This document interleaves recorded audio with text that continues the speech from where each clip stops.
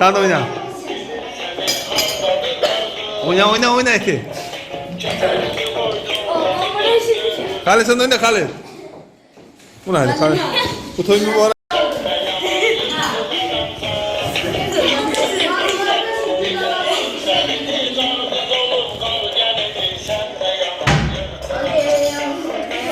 Bu yıl size oğul gətirsin.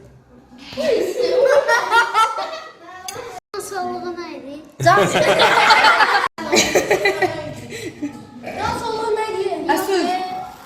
Oba. Hadi ala. Öyle bir çorba pişireceğiz. Yüz tut da. Öyle bir çorba pişirelim. Saçın. Baktım. Al işlerini boş işlemi. Can sağlığı ve sağlığı her birimizə nasip olsun.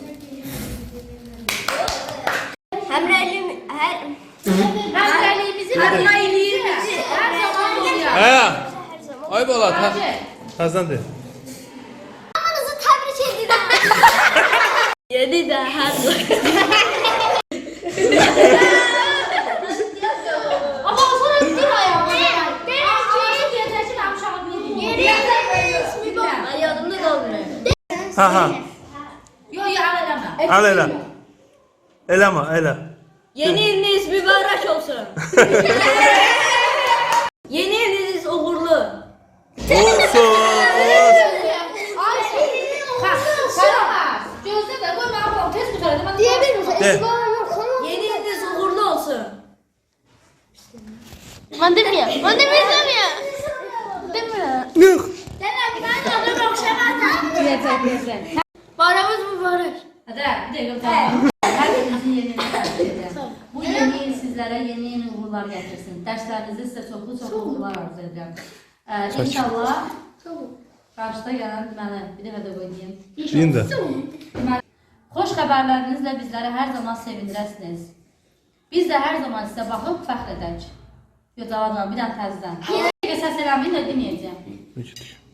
Tamam. Başlayayım. Başlayayım hə. Əziz şagirdlər, qarşıda gələn 2023-cü il münasibəti ilə hər birinizi səmimi qəlbdən təbrik edirəm.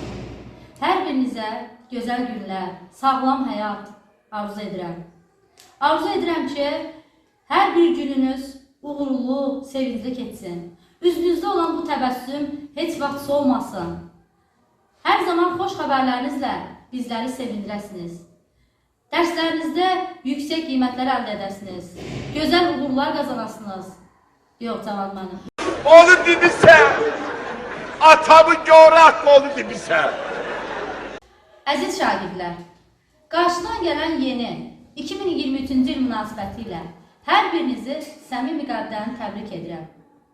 Sizə gözəl günlər, xoşbəxt həyat arzu edirəm. Üzünüzdə olan bu təbəssüm heç vaxt bitməsin. Bitməsin. Uğurlarınızla hər zaman biz müəllimləri, valideynlərinizi sevindirir. Biz də hər zaman baxaq, sizə fəxr edək. Sağ olun. Bayramınız mübarək.